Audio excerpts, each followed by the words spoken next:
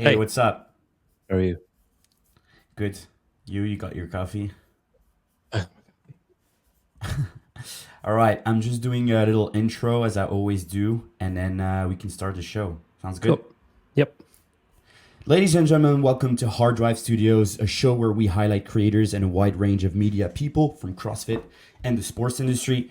Today I'm joined by Peter, aka Pedro, aka Coffee Pods and Watts on Instagram. Among others, he's one of the most well known news outlets and podcast show in the space, sponsored by brands like GoWatt and LSKD. He's had almost everybody who's anybody in CrossFit come on and chat with him. So today I thought I would turn the tables and have him on to pick his brain and have a chat. Peter, thank you so much for coming and welcome to Hard Drive Studios. Thank you. Thanks for having me. Yeah, man, pleasure. It's been a long time coming that I wanted to have you on, and I'm actually quite nervous to podcast with a podcaster. To be Yeah. in the. Have you been on other shows? I've done a Like couple. I had not a not I like had collabing with, you know what I mean? yeah, like I'm on Savans a bit, in that regard. And then I did like Linton things a couple of times, and I was on a run there for a while of doing podcasts that never got released. So I'd like someone would say, "Hey, can you come on my show?" And I say, "Yeah, no problem." And I'd go and talk to them for an hour or whatever. And then I just after about 2 months, I'd be like, "Geez, that episode never came out." So I don't What? know. I think it's Yeah, I don't know. I think it's a me thing. it's a shame people like want to start something and don't go to the end of it or like don't. Yeah, It's a big I commitment though. go I all think the way. people don't realize. I think Yeah, not like it's not difficult, but it's a big commitment to be consistent. Like it's the same yeah, as anything else, like same as training or whatever. But it's yeah, for hard. sure.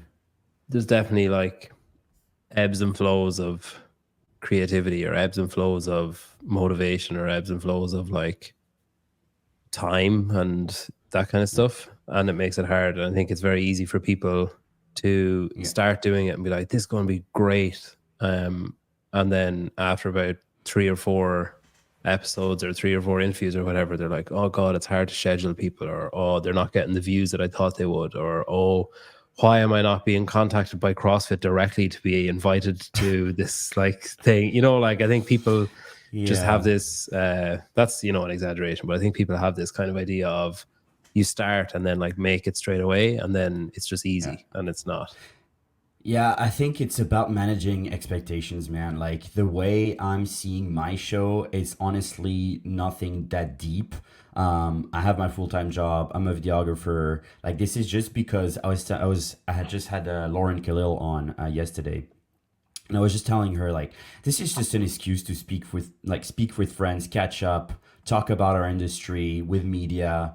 Carlos Bound Media, he has one called the Content Lab, and I Mm. think when I saw that, I was like, oh, that's great. Like I was really invested, and obviously he got busy and posted a little bit less, and like right now I've done like three this week just because like it's the weeks leading up to the games. I don't have any camps to film.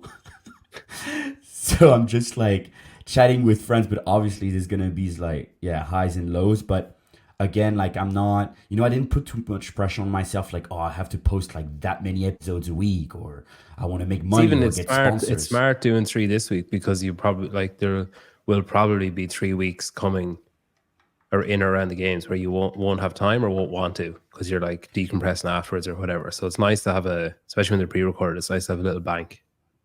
Yeah, for sure, man. Okay, so a little bit of history because we've talked a little bit together in private, but I just want to learn more about like how you started this podcast journey. Like, what gave you the idea to start Coffee Pods and Wads?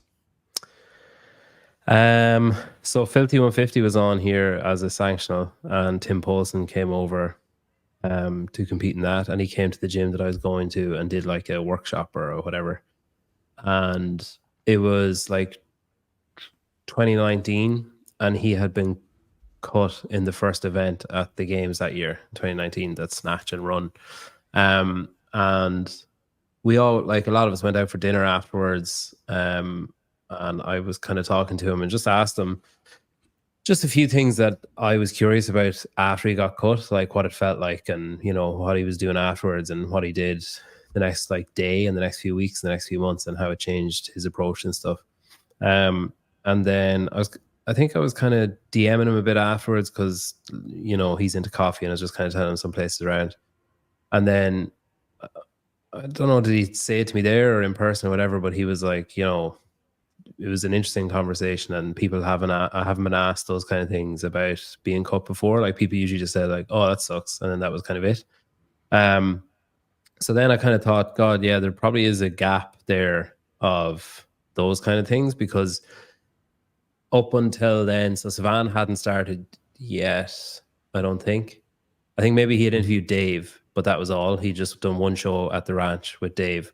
Okay. And there was just kind of nobody really asking those kind of things at the time. Like it was very, what do you eat and how do you recover, and what do you what's it like competing at the games, and what's it like training with this person or whatever. Very kind of surface level stuff.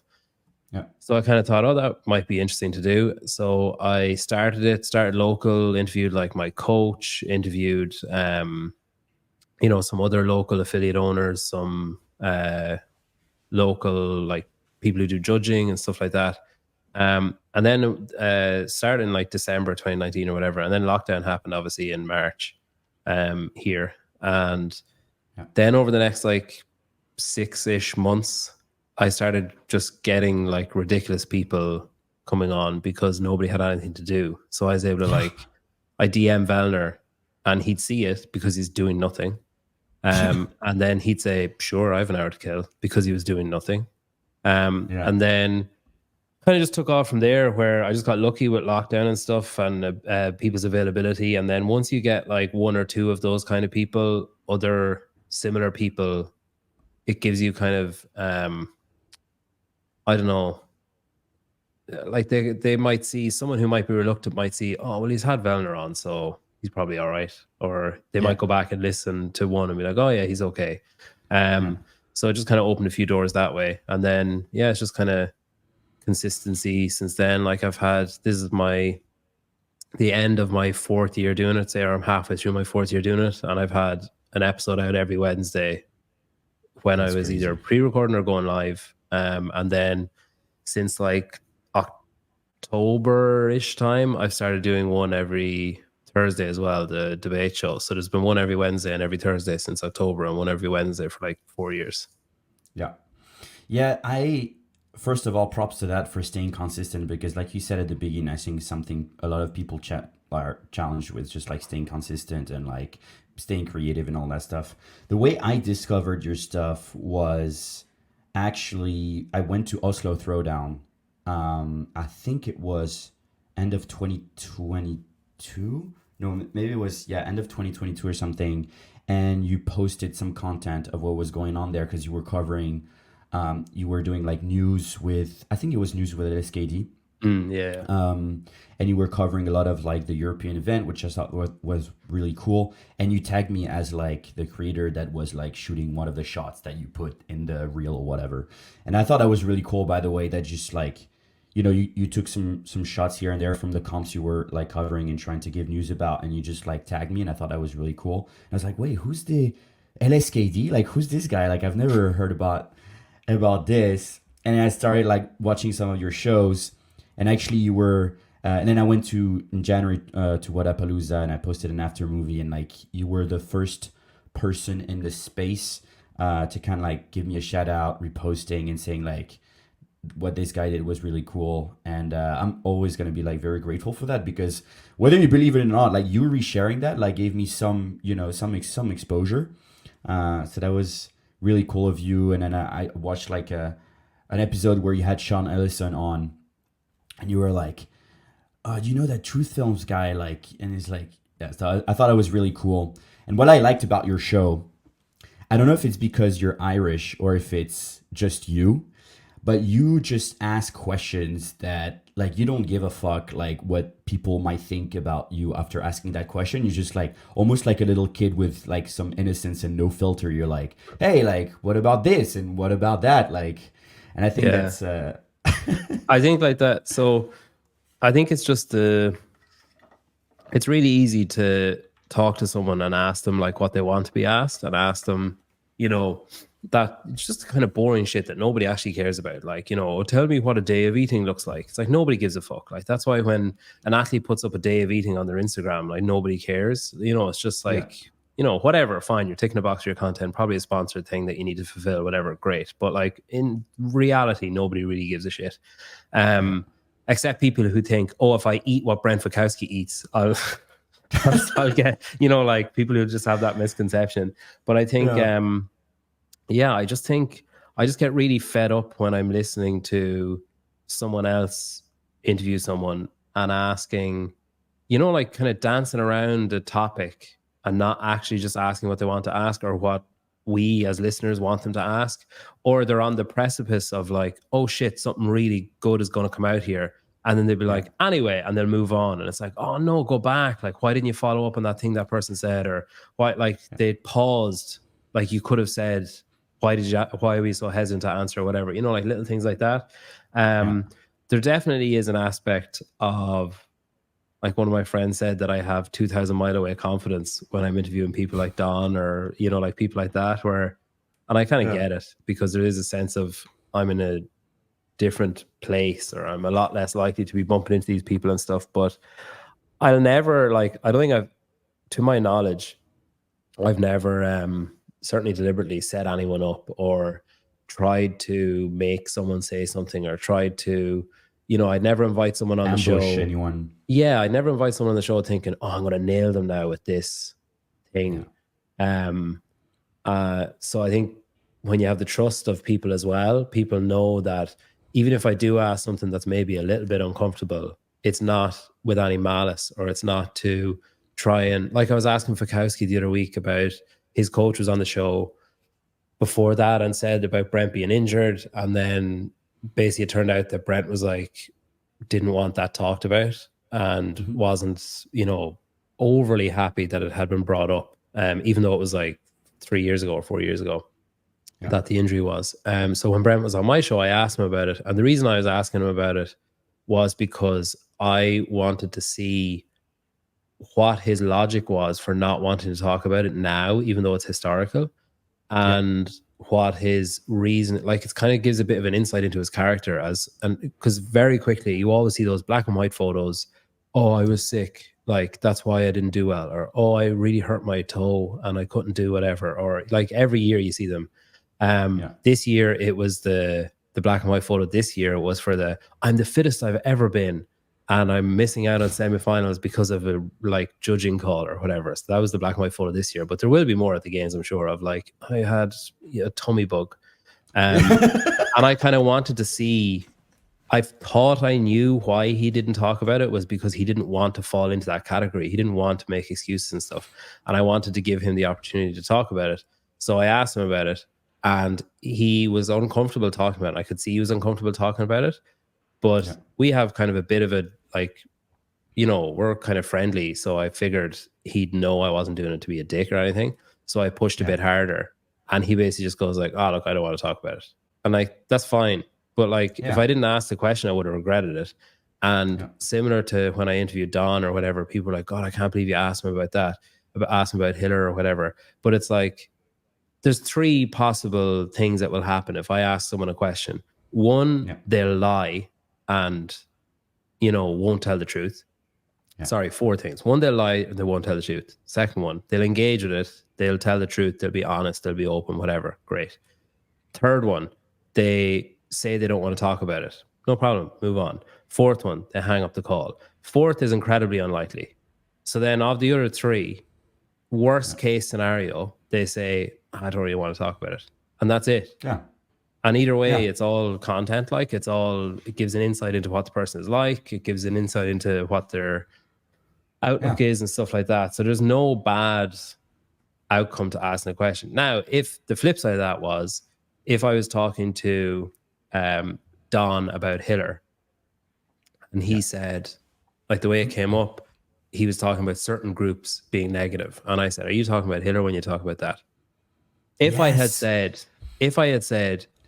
oh, why are you such a dick to hit? Like, there's, you know what I mean? Like, it's just like, there's a way of doing things. I'm not just like, oh, fuck you for not liking, you know, it doesn't work like that. Like, He's my best friend. You still have to be respectful, and you still have to be like somewhat diplomatic when you're asking certain kinds of questions, and careful, and not assume anything, or not like be a dick about it. And I think after 4 years, I think I just have whatever reputation I have around, I think is built on that like fairness thing of I'll never trick someone or try and catch someone out, or like I think only one time did I ever make a video where I was like, I probably shouldn't have done that. Where I was talking to Yami about Ricky Garrard, and he was coaching him when he popped in whatever 2016 or whatever.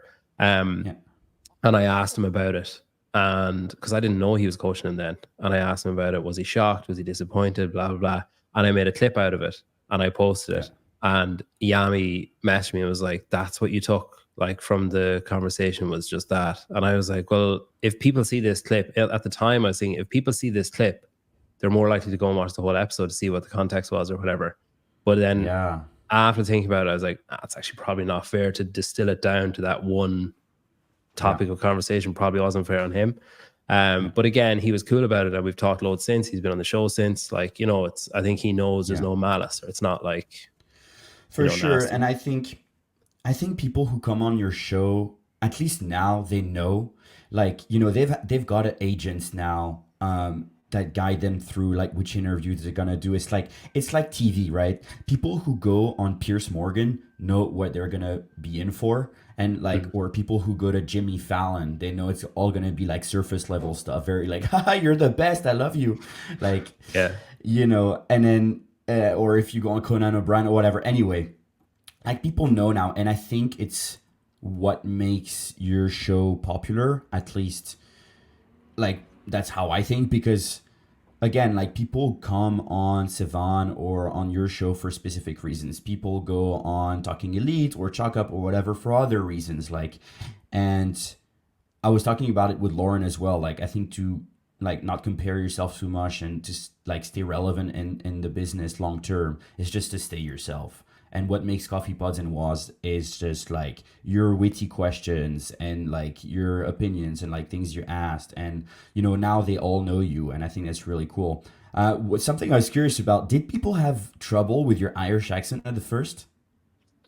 I would say that early doors, especially talking to American guests, English guests didn't really matter too much. American guests, European guests, I would speak slower and I would speak clearer. And then that I've gotten lazy on that. And I just kind of talk normally. I still probably don't talk the way that I would speak to like my wife or whatever. I'm probably still more careful. But yeah, it's funny, like with European guests probably find it hardest, where they'd say like, sorry, go again. People who are not like English native speakers. But then, like from going on Savans and, you know, since I've gotten more of an American audience, they're very quick to tell you if you're not understandable, or if you're even whether it's true or not true, they're very quick to mock how you sound or whatever. But yeah, just kind of like at the minute, I'm at the stage where I just kind of don't really give a fuck. Like, go and listen to something else. And I think, to be honest, you've been just like a school for learning Irish accent, because I think the more people like listen to your episodes and stuff, they come on and like, I think people understand you now. With the H you put before the W, like what, and all those ways you're I would say I have a very non-Irish accent though. Like, really? Yeah, I mean, like if you compare me to, my dad even, but I have a very like flat. There's on the island of Ireland, there's maybe 5 million people, 6 million people. There are probably 60 completely different accents. Like if you drove around, there's heaps of completely different sounding accents. Like one side of the country sounds totally different from the other. Like as different as say me and Emma McQuaid sound from each other. if you go county to county, there's that difference like all around. Yeah, for So mine sure. is very flat. And I'm, you know, fairly good, relatively speaking, at Yeah. pronouncing letters where they're supposed to be. Yeah, yeah, Um, yeah, true. like to be Irish people would say, the way I said letters there, to be Irish people that would say letters. You know, like Yeah, that's okay, okay, yeah, yeah. completely different. Like, Yeah. so yeah, compared to some here, I'm fairly okay to understand, I think. Yeah, fair enough. Did you, so like what I like about you is that you're not afraid to talk about certain things. Again, I'm not gonna set you up or anything during the show, but I would like to pick your brain on like several stuff as well. What are some, so that's not like the deepest even, but like what are some mistakes you did in the show at first, like some questions you might ask or some opinions you might have or like directions you went into, you're like, maybe not that, and like what did you learn from that and how to improve your show to how it is now? Um, oh, that's a good question. Thank you. I would say, by and large, like it's not even about the types of questions I was asking or what I was doing, but I think like there was definitely a period of time where the reason I was doing it, if I had kept doing it for those reasons, I would have ended up fucking hated. Like I would have ended up hating doing it.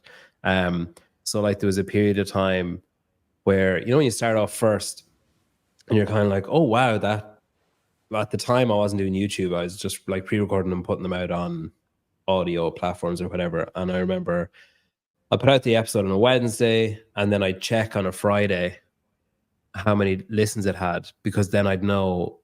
I just kind of had a metric in my head of like, oh, if I release it on Wednesday and if by Friday it has 400, it's going to Yeah. do fine. It'll just keep going, like, whereas if I release on Wednesday and it gets like 100, it's like, shit, why did that not do well? What did I do? And then I'd like think about the conversation or think about whatever. And then, after a while, it became almost obsessive, like thinking about the numbers and like, why did that one not do well and why did that one do well and whatever. And it wasn't for a good reason. Like I wasn't being critical. I wasn't being what's the word? It wasn't like constructive. Like I wasn't looking at it and thinking, how can I change and develop? I was just thinking like, why the fuck did that one not do well? And just kind of getting upset about it. Yeah. And I think that was probably my biggest mistake, is I wasted probably like 3 or 4 months thinking about the numbers and keeping track of the numbers and stuff. And I think that stifled a lot, because when you start becoming concerned about that kind of stuff, then that's if you're thinking about that when you're having an interview, you're not actually in any kind of state of flow. You're just thinking, oh, this one isn't going well now. This is going to be the same as last week. And I remember interviewing Vellner like maybe like 18 months ago or something. And after I got off the call with him, I was like, oh, I need to just fucking stop doing this. Like, because it didn't go, there was nothing bad about it. But I just was really out of it during the conversation. And I was just thinking, this isn't going well. Like the questions aren't going the way I want them to go. The conversation isn't going the way I want it to go. And then it becomes like, oh, I'm not good at this. Like, this is what am I bothering doing this for? Like, there's so many other people out there that are doing it better than I am. Like, what's the point? Like, what am I hoping to achieve? Yeah, and like then like poster. Yeah, and then like the next week I had Boz on and it was brilliant. And the week after that I had Don on and it was brilliant. And it just kind of, it's like that, just kind of ebb and flow. But I think since like that thing of Vellner, not like he didn't do anything wrong, it was just like all internal. But since then I haven't had a moment like that since, because I think I just kind of sat down and thought about like, well, what am I actually doing it for? And does it actually matter if every conversation is perfect? Does it matter if everything that happens the way I want it to happen? Like, what's the purpose of what I'm doing, or what am I trying to achieve? And then once you have that kind of clarity on what you're doing and why, it becomes a lot easier to just do it the way that you want to do it, instead of worrying about, oh, if I do it that way, people won't like it. And if I do it this way, people will like it. So I need to do it this way. Yeah, I'd say that was probably my biggest learning. Awesome. I love that answer. I'm definitely guilty also going through those periods of like self-doubt, and you kind of went into like the question that was after like naturally, so I don't even have to ask it, but same as me, like I went through a period of not really looking at likes or views or whatever, but more about I'd get into my head about who likes my post and like seeking validations from like specific people in the space. Because whenever I started that Truth Film page, I never intended to get like a lot of followers. Like I see some guys with 60, 70 followers because they post slow motions of Danny Spiegels doing like jump ropes at Wadapalooza in her bikini or whatever. And all they have is like muscle mummy lovers as followers and like weird guys in Pakistan or whatever. Like I never started this thing to like get followers or clout or whatever, but I always wanted to be followed by the right people. Always saying like I would rather have Matt Fraser follow me than gain 10K followers overnight. Mm. But I always like get into my head like, oh, that person like that I like their impression of what I do is really important to me, and they didn't like my stuff or whatever. Like questioning myself, and same as you, like just going through periods of that and being like, hey, you know what? Like fuck it, I'll just do my own thing, and the right people will come along at the right time. So yeah, I feel you on that. So for people who don't know, you're a teacher. What grade do you teach, by the way? Uh, it changes every year. So like I finished for holidays, whatever, 2 weeks ago. So like 9 and 10. So I don't know what that is in Europe, but it's like I think it's third grade in the States and it's third class here. So I don't know, Yeah. whatever that Yeah. is. And so do you do that full time or part time? I think we talked about it last time, but I don't remember. Full time, but so when I go back now in September, end of August, I'm taking, so it's called like a job share. So I'll basically split my job with another person who also wants to split their job, and then I'll work 3 days one day, have 2 days Yeah. off, and then work 2 days the next week and have Okay. 3 days off. And you basically work half the year over the course of the year. Some people do it week on, week off, but our school does it 3 days, 2 days, 2 days, 3 days. Yeah. So it just makes it a lot easier. The girl that I'm doing it with she's like a Pilates instructor, and she wants to just have, say, Saturday, Sunday, Monday, Tuesday as consistent classes that she can coach in Pilates or Mhm. whatever. Whereas I was the opposite, and I was like, well, I want Thursday, Friday, Saturday, Sunday, every week off, because if there's an event on, it's at the weekend. So if I can go and get there by a Friday, it makes life easier. Yeah.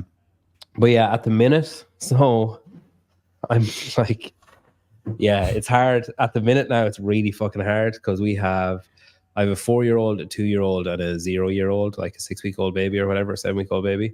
Yeah. So at the minute, especially now, because they're not in childcare, they're at home like all the time. So it's Yeah. really, really, really, really fucking hard to get anything done. Yeah. That was my next Because question is like, how are you balancing family life, husband life, job, like the pod? yeah, I think so. Up until summer holidays, it was actually easier because I'd go to work, and I'd be there. School starts at 8:40. I'd be there like 8:20. Drop the kids off, go to work, and then I'd have 20 minutes to be like, all right, I'll download that video, from last night's YouTube, and I'll have that posting in the background, on the laptop.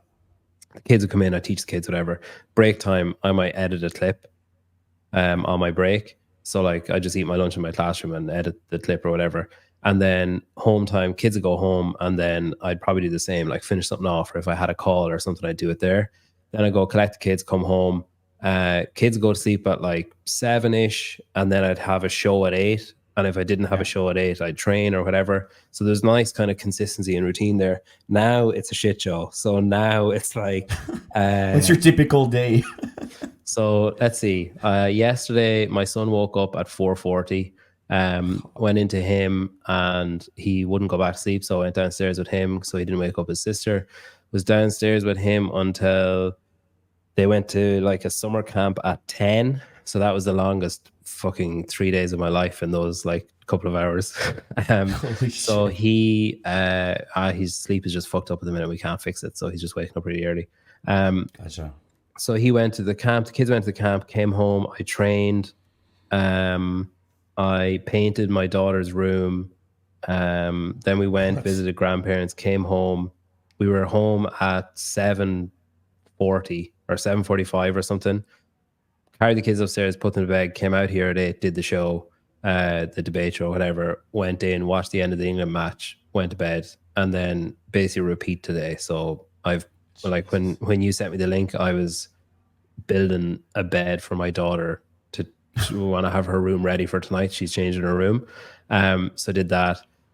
I'll do this. Hopefully, like training it's really hard to train. It's really hard because I get this kind of guilt. Like you ask about balance. Okay. Yeah. Like I definitely am not a very good husband. Like I'm fine. I'd say like a C plus.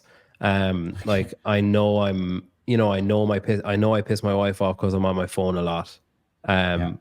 But when we're like cooling down in the evening is when everyone else is kicking off in like America or whatever. Like it's when things are starting to ramp up. So it's when the important conversations are had beyond 7 p.m.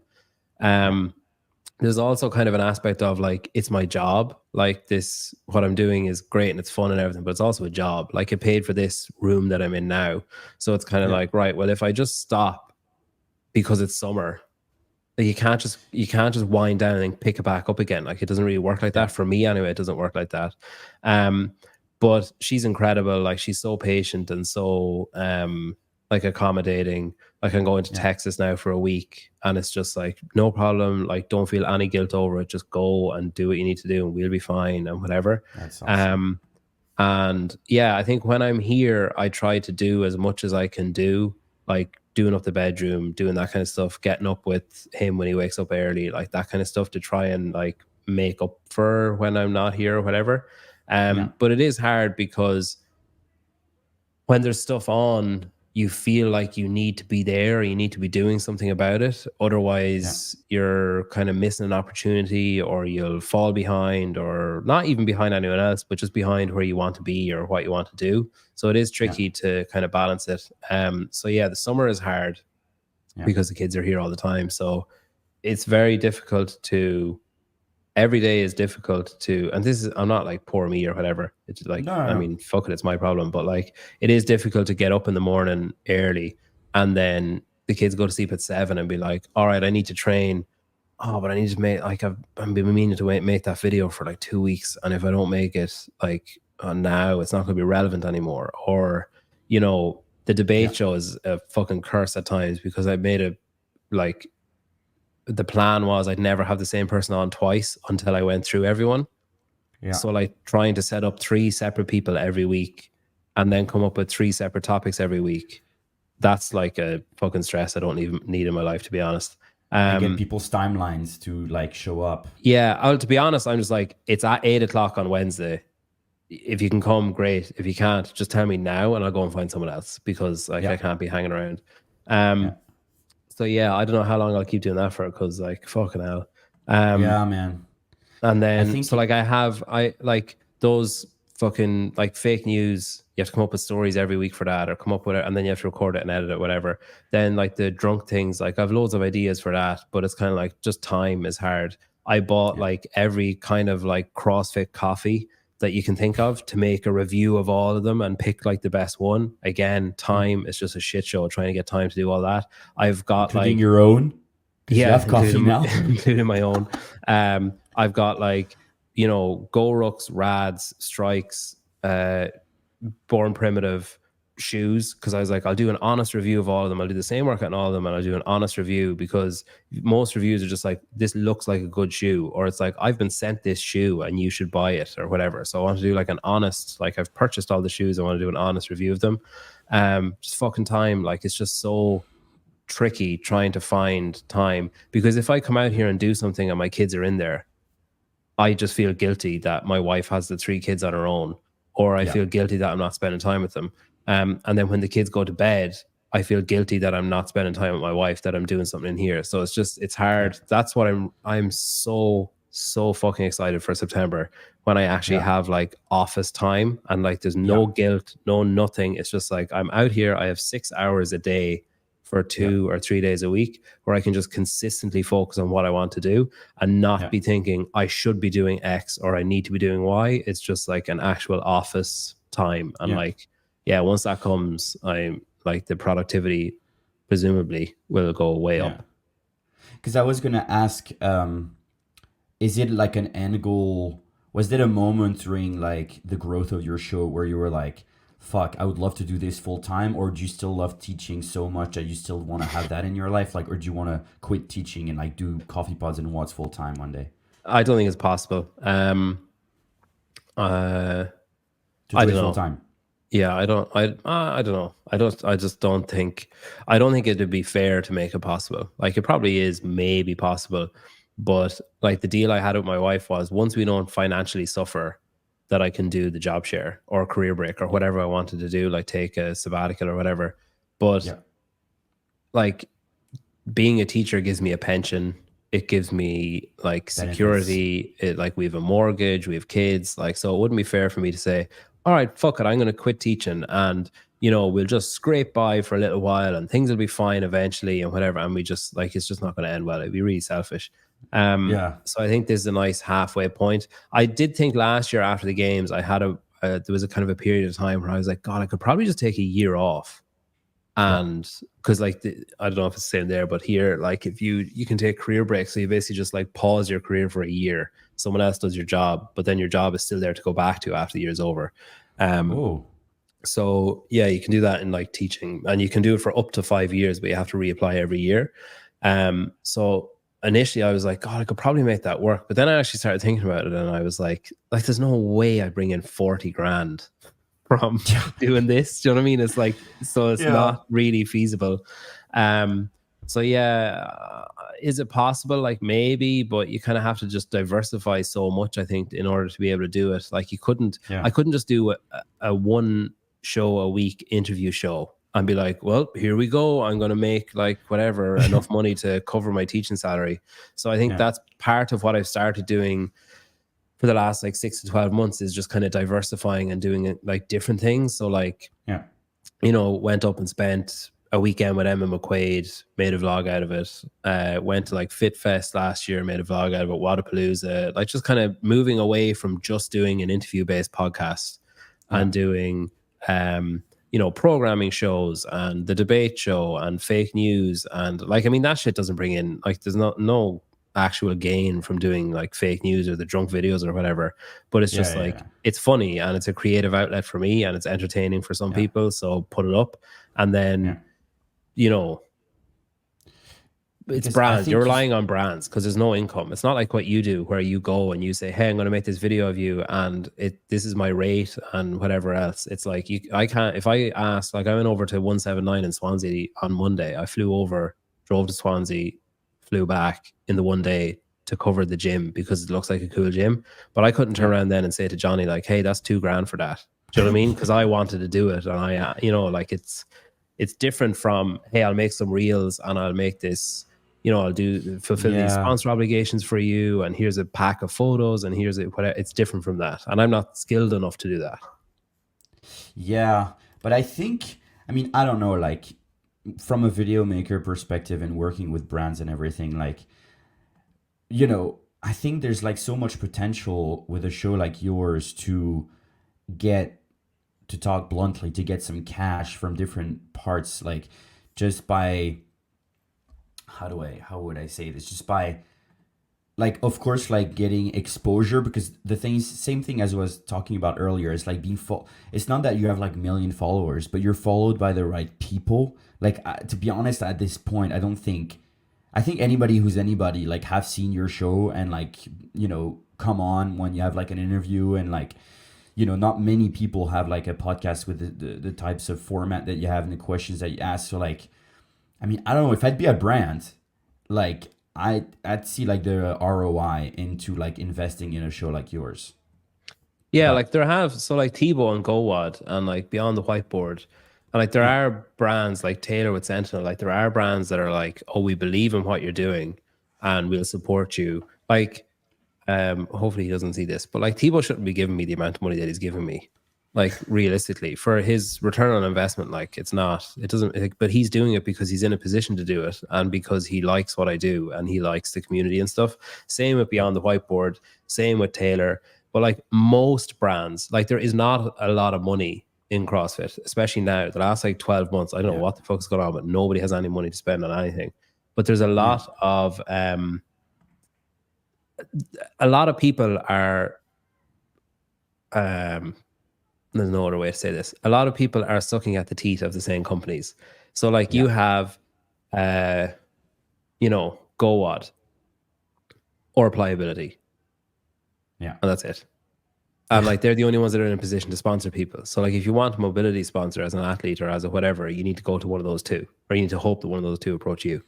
Yeah. Then you got like protein companies. Again, the ones that are actually investing in CrossFit are heavily investing already. So then you're going to them, they're like, well, we don't really have that. Like we don't have anything else. Like we just have crumbs left. Like, you know, it doesn't really work like that. So I've had a lot of like startup conversations with brands, and they'll be like, oh, like let us send you some stuff. We really like what you do, blah, blah. It's like, oh, cool. And then they send you the stuff, and then you have another conversation with them, and they're like, oh, what would you like? And then as soon as you mention like money, they're like, whoa, whoa, whoa, whoa. Like actual money? No, we don't have actual money. Like we were hoping that if we sent you something every week, that you'd be fine with it. Or we were hoping that if we gave you a code that you could, you know, that you'd earn like 3% on every sale, and then that, and it's like, I'm not a fucking shop window. Like I'm not gonna, you know, it just doesn't. It's not. I don't know. I don't like. It's that either kind of you stuff. see the benefit into sponsoring my show and I don't ask much, but you're fine with giving me some cash and like, and that's it, or no, you know, like it's there's no middle ground. But what I also don't like is, so I've worn a Whoop for like 4 years, and they've sponsored the show up until about 2 months ago. They sponsored the show for like 3 years. But now it would be disingenuous of me to approach like Garmin and be like, hey, do you want to sponsor the show? Because my deal with Whoop is up. And even though I've worn it for 4 years and I've told everyone to buy it for 4 years, now all of a sudden I'm going to tell everyone to buy Garmin because you're going to give me money. So can you sponsor me instead of them? Same like if LSKD stopped, like, you know, most of the agreements I have with companies are like for a year or whatever. So if LSKD decide in August, like, nah, we're not really interested, or if I decide like, oh, I kind of think maybe I'm worth more than you're willing to give me or whatever, I'm not going to stop with LSKD and then on a Friday and then on a Monday start talking about, you know, virus or whatever. It's just there like, needs to be a transition. There needs to be a transition, but I think at some point you have to be a little bit selfish, like the same as like freaking Tia was with Noble for years promoting Noble, the Noble shoes or whatever. And now she's with GoRuck. You know, like I know she's like an athlete and it's like maybe not the same spectrum, but I think at some point, not necessarily like the day after, but if a contract ends with one of the companies you work for, after a while, if they're good people and they understand the consequences of them ending their contract with you, they should be okay with you at some point, you know, looking elsewhere. Yeah, I don't know. I still just don't like it. Like Talking Elite Fitness Yeah. was sponsored by Whoop for like 2 or 3 years, and then and they were like constantly spending 15 minutes at the start of every show telling everyone how great Whoop was, and then one day they just abruptly stopped and started telling everyone how great Garmin is, and started, you know, it's just, I just find it disingenuous. Like I understand what you're saying, that you need to make money and stuff, but there's just like, you're either honest and genuine or you're selling something.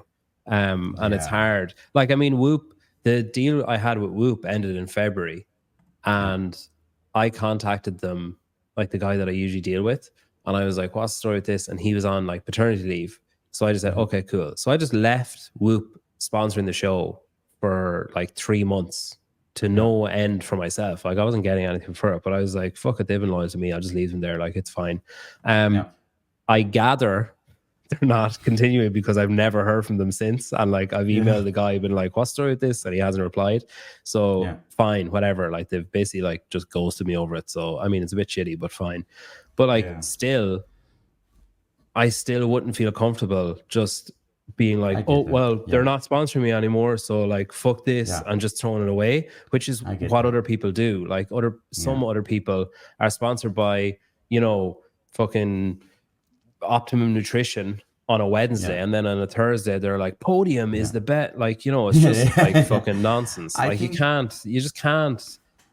I mean, do it. Like, go make your money, whatever. But you can't expect to maintain the respect of people around you if that's what you're doing. I think there's a middle ground. Like when I look like if I'm a third party, right? I'm a person watching your show. I'm a person following Tia Claire Toomey or whatever, or watching Laura Horvath, and from the outside looking in, of course, there's the first thought of like, oh, what the fuck? Like they've been promoting this for years and now they're wearing that or whatever. Like, but then also, if the person was like genuine about wearing that brand or whatever for all those years, and there's some shifts in the industry, some shifts in the business and all that stuff, and like when I see Tia, for example, I don't know her personally, but she seems like a very genuine person. I lived in Australia for 2 years. Aussies are just very, very genuine people, very honest. I don't think she's like just wearing the Gold Rocks for the catch. You know what I mean? Like, I do think that she thought about it. I do think she talked about it with her agents and like all that stuff. So, like, I don't think like, oh my God, what a fucking traitor. Or all those athletes when they change camps, like you just saw Kiefer like moving from underdog to proven, and like all these athletes following them. I don't think like, oh my God, they're betraying Yeah, Cutler I mean, or I would whatever. say money definitely has something to do with Tia moving, but I will No, also for say, sure, for sure. But I mean, I think it's very you can different be when you're talking genuine about about it. people's career, like when you're talking about people's athletic career, like moving camp, Kiefer moving camp, like his pay structure has totally changed when he moved camp. His opportunities totally changed. When you talk Yeah. about like Tia, it's like if you're an athlete, you've got a finite time in the space. Like Tia will retire eventually and not compete, not earn through competing anymore. So she needs to diversify. Fine. Like I'm Yeah. not going anywhere, so I'm not in any rush Yeah. Okay. to Fair enough. I just think I don't know, like it's just But my thoughts is just coming from a place of caring, because I think you deserve to get financial support for. Okay, it's not your full-time career. Okay, like it might not be over in like a few years like Tia, but I don't know. Like as a creator myself as well, obviously it's not all rainbows and unicorns, and it can't be all perfect. And I'm not saying like, oh, you should quit every brand and like completely switch your code like 360 or whatever. But I don't know. Like if I'd see it from, just to finish it on this, like if I'd see it from the outside looking in, I wouldn't think like, oh, Peter is such an asshole, just like switching like this, like what a traitor or whatever. Like, I think like, hey, you know what? He's trying to like make his show work, and I'm sure that the new brand he's like sponsoring, he's thought about it, and like maybe he'll use it and be genuine about like promoting it. But I totally get what you mean as well, like the I think as well genuine though side of things. I've seen people who swap to direct competitors very quickly. I've seen those same people say, I would never tell people to buy something that I haven't used and don't love myself. And it's kind of Yeah. like, right, well, how quickly did you find out that that new thing was good? Because you're very quick about telling people to go and buy it. Or like Yeah. you'll see people talking that have one brand in their link tree or whatever, or in their bio, and then Yeah. they'll be talking about another brand on a post or on a story, and it's kind of like, well, which is it? Like, Yeah. is it the Yeah. one that's paying you, or the, like, I don't know. It's just Yeah, I like get it that. is. It's kind of murky. Like I just think you have to be careful, especially Yeah. like you talked at the start about this, longevity or success or whatever comes from being genuine and being yourself.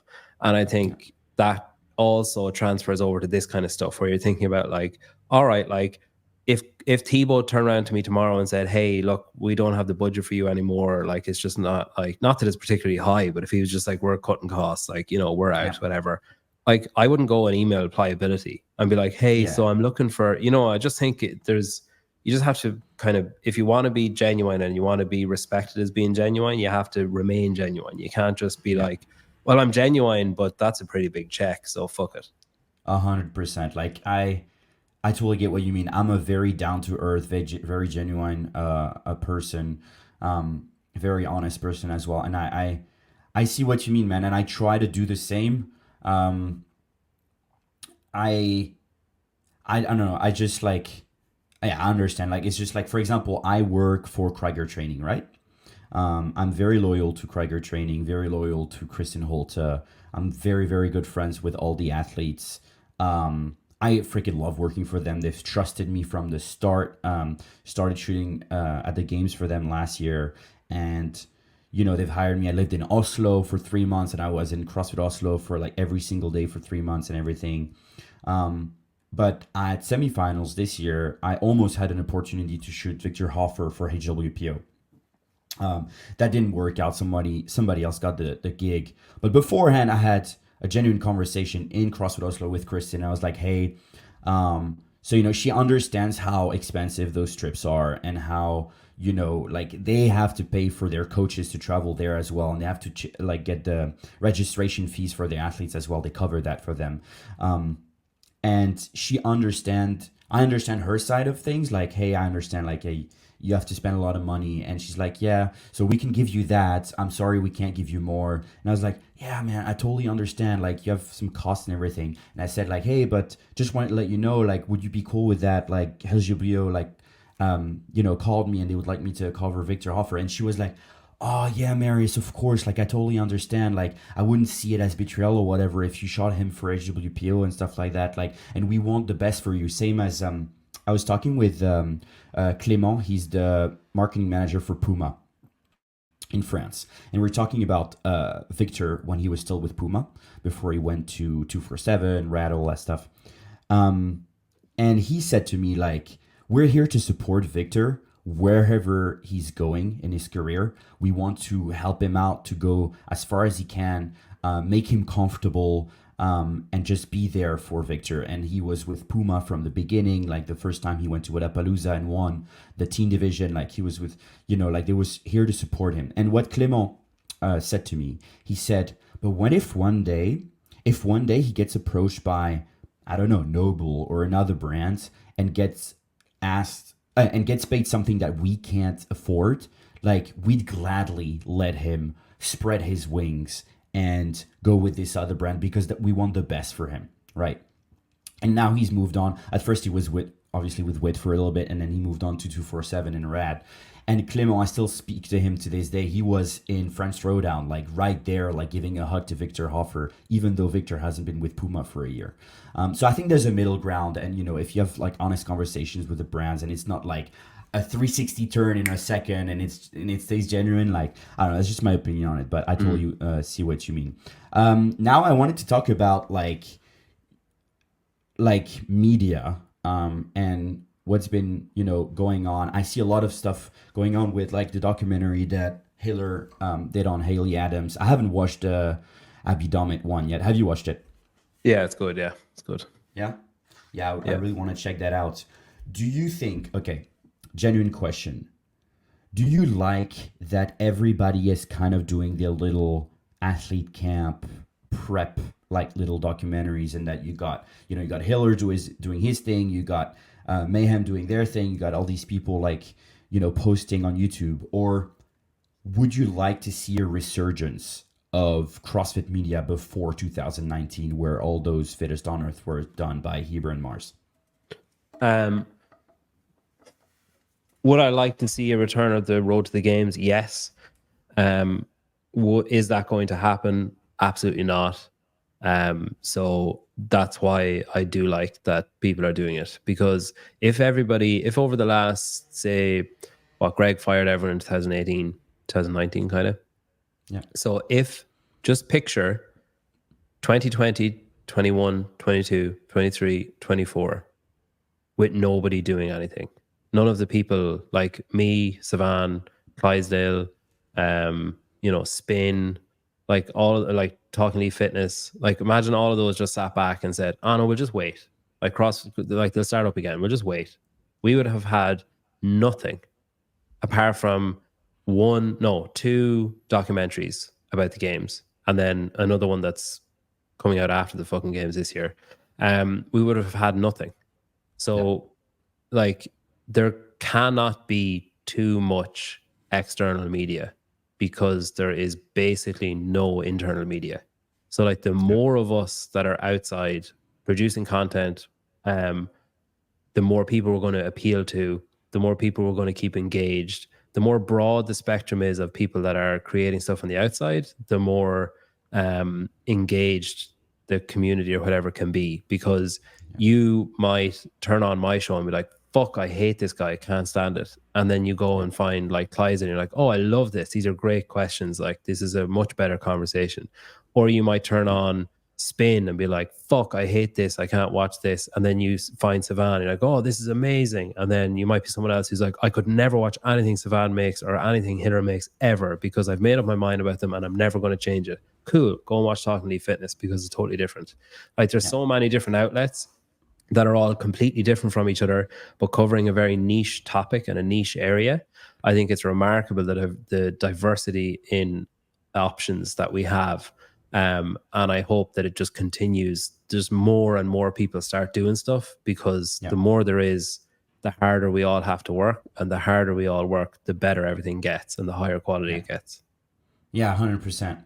I just like from a creative perspective, like, because you see a lot of like Road to the Game stuff being done. Like, friend Patrick has done the Yannikowski Road to the Game stuff. It was a Great. short road this year. Yeah, that was cut short. But A if you have a cul-de-sac. chance, if you have a chance, like have a look, because these Road to the Games were great. You know, like obviously Yeah. nobody was expecting Yana to feel sick or Yeah. whatever or not making it, but I don't know if he's getting paid. I'm sure he's getting paid for it. I was talking with Aaron the other day, and they're doing some behind the scenes stuff for Ariel and Sprague, and I think that's great. And she told me that it was paid, but a lot of people do it um, pro bono, you know, because they're passionate, because they want to grow their portfolio, and they want to support the athletes, and it's a passion project. So I'm always torn, and we've had this conversation, you and me, about working for free versus getting paid for it. Because obviously CrossFit is not going to rehire CrossFit Media and restart what they did before. Like you said, that's not going to happen.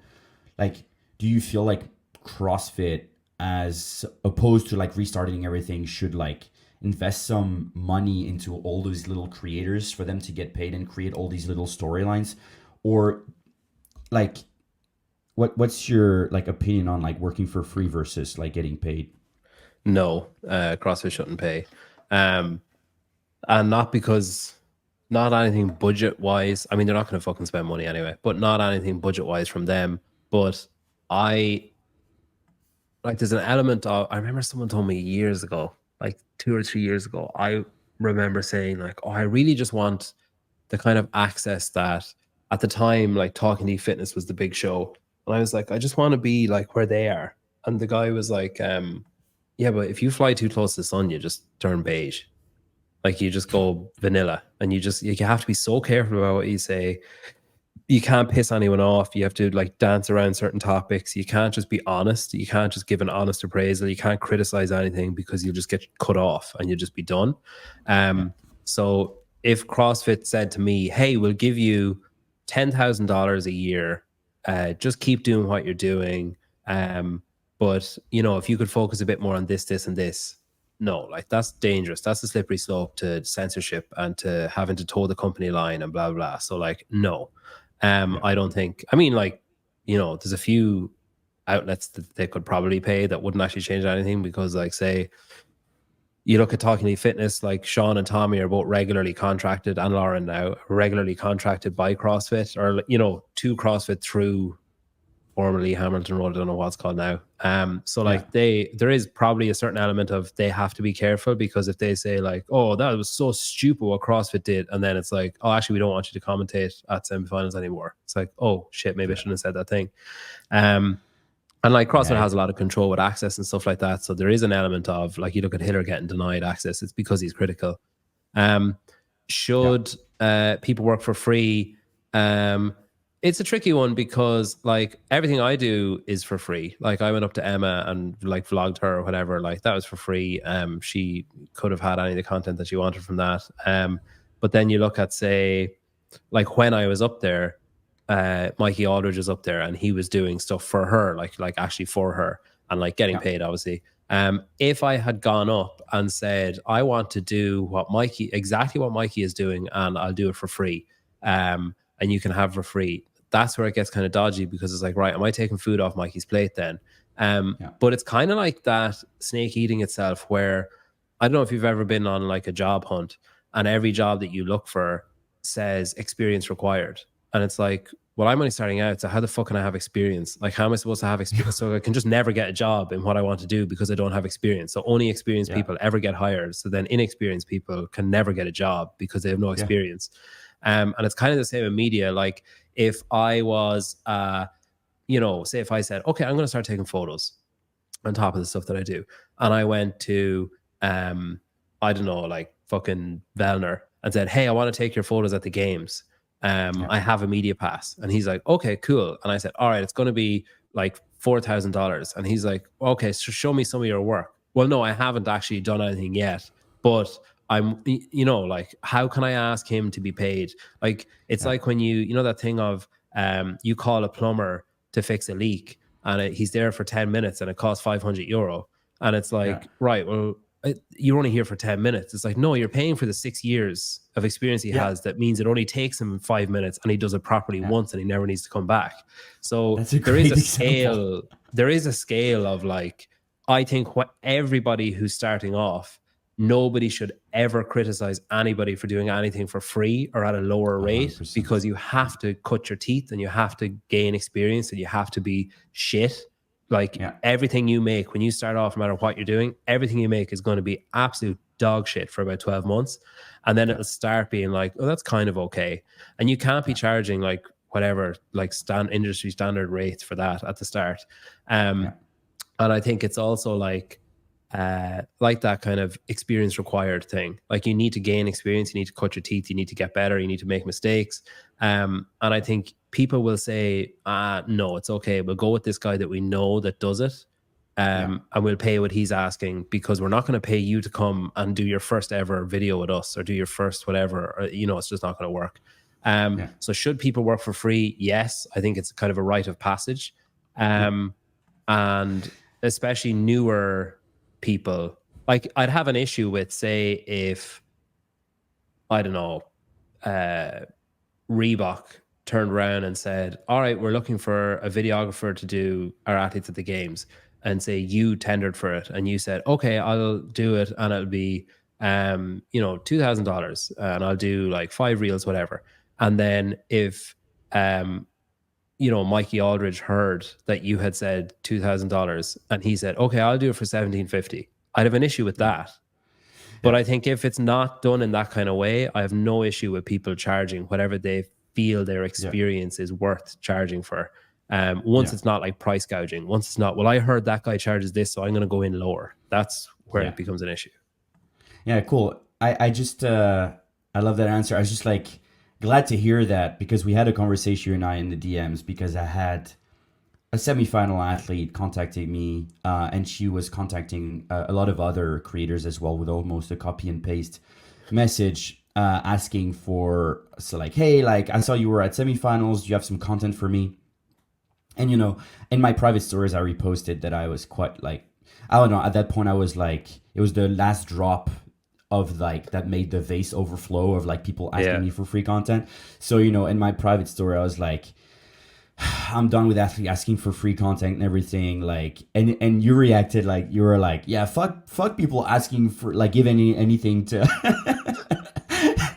and you were like, I was like, are you sarcastic? I was like, yeah, like, and I was like, oh shit, so you're actually, but now, like, the thing is, there's nothing wrong, like you said, with giving free content, but if it's in a way to like promote your stuff when you're just starting, if it's in a way to like get your hand at it and all stuff like that. But the thing is, like, for a lot of us, it's our full-time jobs and how we pay rent and how I pay for my health insurance and all that stuff. Yeah, I think that's two separate issues though. Like, should people work for free through their own choice versus should people give their content away for free because people are asking for it? They're two different issues. So like, I would argue that if you have the means with which to hire a person to do your media, you should hire a person to do your media.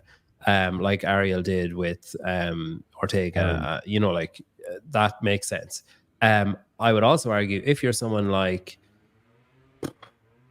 a bottom 5 to 10 semifinals athlete, should you be like borrowing money or like using savings to hire a media? Like, fuck no, you shouldn't be.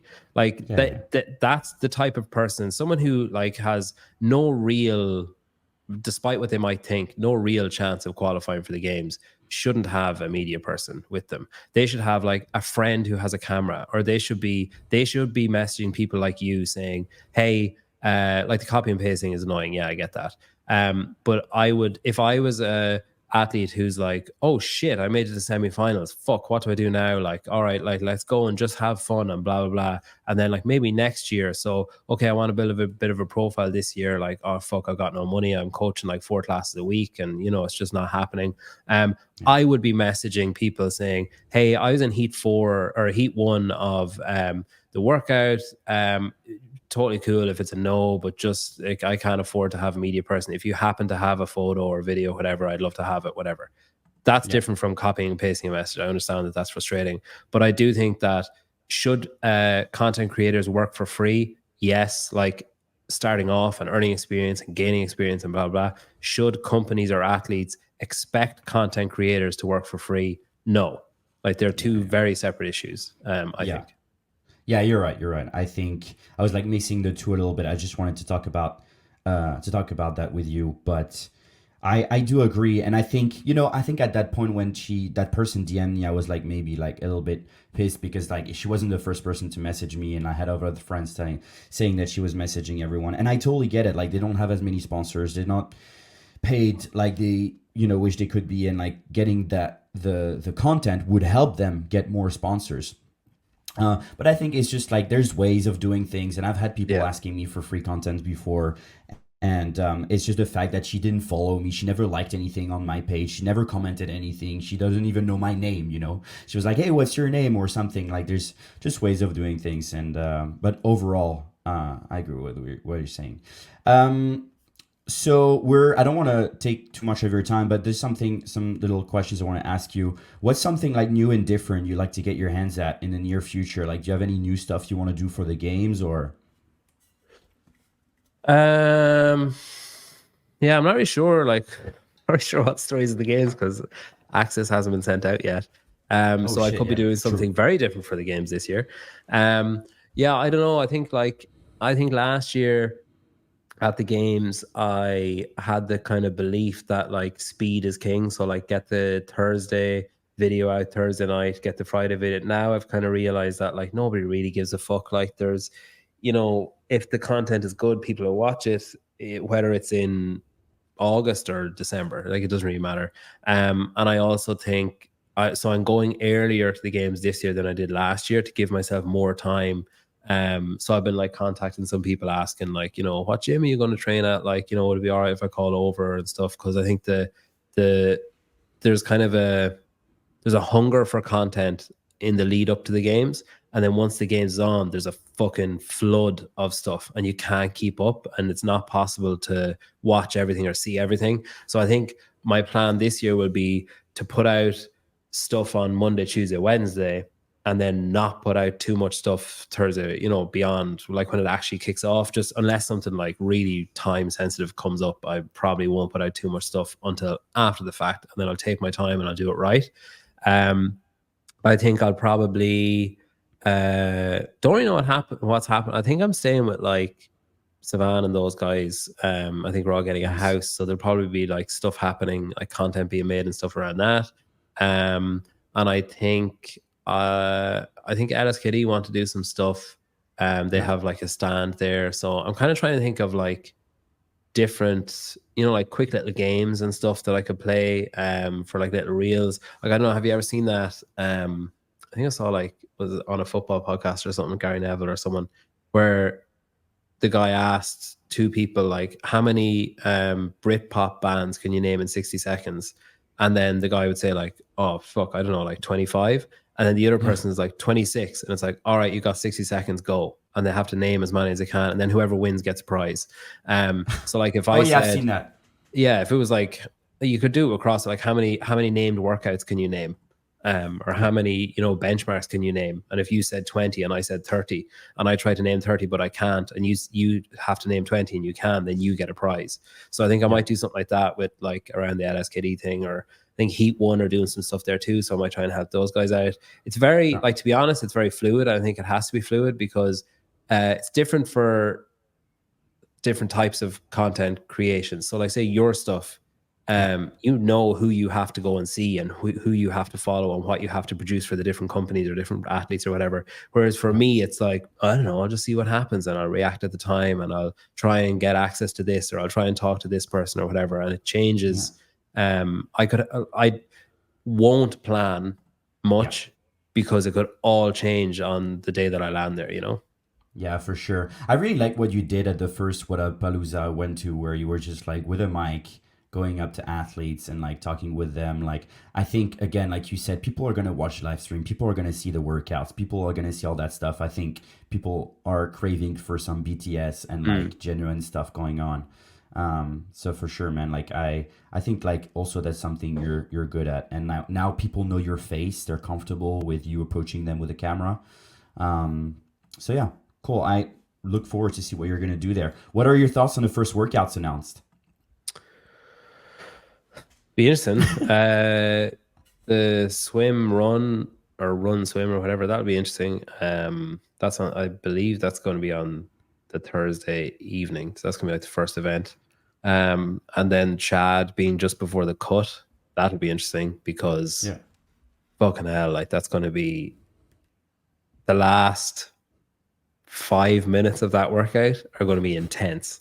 Yeah, man. You know, it could get to a point where someone doesn't stand up all the way and it costs them their spot at the, like beyond the cuts, or someone like slips or like their foot slips on the bot or they trip and it costs them their spot beyond the cut. So that'll be intense. That'll be good. And yeah, I don't know, it'll be interesting because the lead up to the games, Castro was like 95% of the workouts are going to be indoors, and there's been 2 announced and they're both outside. And it's kind of like, right, so is there 40 events then? How's like, but the math doesn't make sense. So yeah, I don't know. I think everything else is going to be inside. I think it'll be interesting.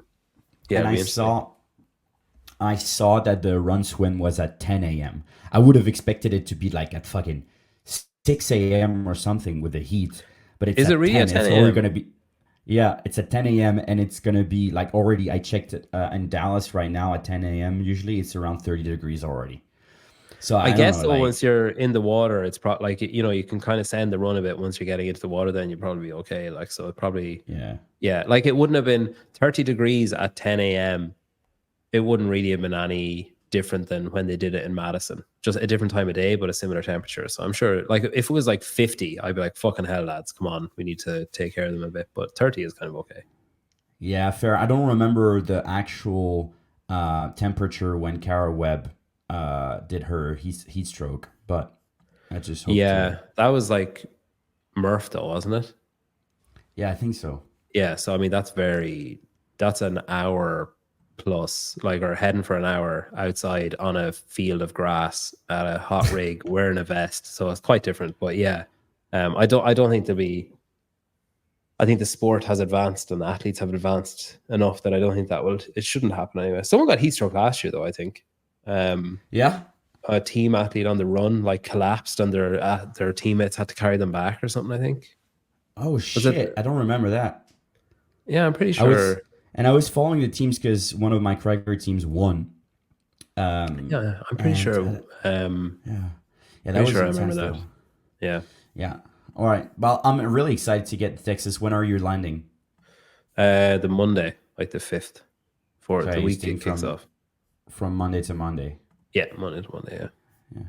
Cool, man. Well, thank you so much for giving me some of your time, and I say that with like a heavy word because I know you're like really time constricted right now with the holidays, the kids, all that stuff. So I appreciate you for that. No, it's good, man. And Thanks.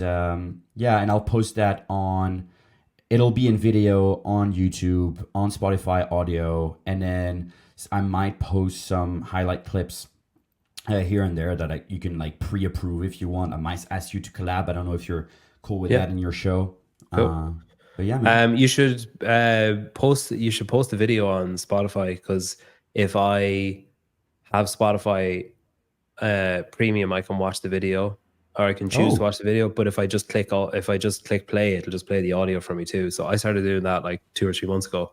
So oh, you can upload. So what do you use, like Anchor or something? yeah, which is now Spotify podcast. Yeah. So if you just drag the video in instead of downloading the audio and the video, if you just drag the video in, what it does is it uploads the audio to iTunes and the audio and video to Spotify. Oh shit, I didn't know that. Thanks for the tip. Yeah. So it saves you Yeah, I downloading just 2 separate files and fucking around with 2 things. I just download the video, drag the video in, and then it's done. cool. I'll try that. Thank you so much. Thanks for coming worries. on. And yeah, we'll hang out in Texas. Have a Yep. good day. Cool. Cheers, man. Thanks very much. See All you, the best. bud.